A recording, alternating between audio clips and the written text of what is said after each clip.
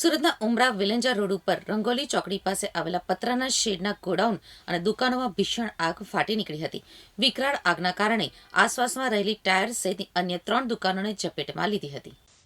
મળતી માહિતી પ્રમાણે ઉમરા વિલેન્જર રોડ ઉપર આવેલી રંગોલી ચોકડી પાસે પતરાના શેડમાં ભંગારનું ગોડાઉન અને તેની આસપાસમાં પતરાના શેડમાં ટાયરની દુકાન, ફોટો ફ્રેમની દુકાન અને ફરસાની દુકાન સહિત 7 જેટલી દુકાનો આવેલી છે.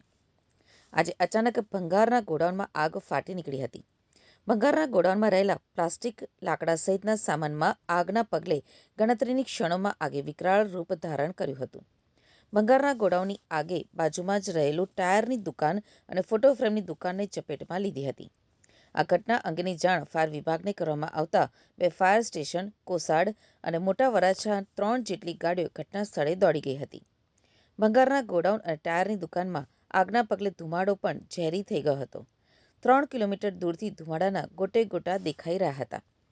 ફાયર ઓફિસર મારુતિ સોનવણેએ જણાવ્યું હતું કે આજના જવાનોએ પહોંચીને પહેલા આગ ન પ્રસરે તેની કાર્યવાહી હાથ ધરી હતી અને પાણીનો મારો ચલાવવામાં આવ્યો હતો. ભંગારના ગોડાઉનમાં લાગેલી આગ આસપાસની 2 દુકાનોમાં પ્રસરી ગઈ હતી અને તેને આગળ પ્રસરતા અટકાવી હતી. ધુમાડો પણ ઝેરી હોવાથી માસ્ક લગાવીને ફાયર ફાઇટિંગ કરવાની ફરજ પડી હતી. પોણો કલાક જેટલો સમય આગ ઉપર કાબૂ મેળવતા થયો હતો.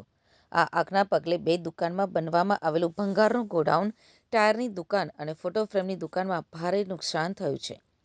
ભંગારનું ગોડાઉન અને ટાયરની દુકાન સંપૂર્ણ ખાક થઈ ગઈ છે. આગ કાબૂમાં આવ્યા બાદ તેને ખોલીને 1 કલાક જેટલો સમય કુલિંગની કામગીરી કરાઈ હતી. હાલ તો આ પતરાના શેડમાં લાગેલી આગ ઉપર સંપૂર્ણ કાબૂ મેળવી લેવાયો છે. જોકે પતરાના શેડ હોવાથી સવાલો ઊભા થયા છે.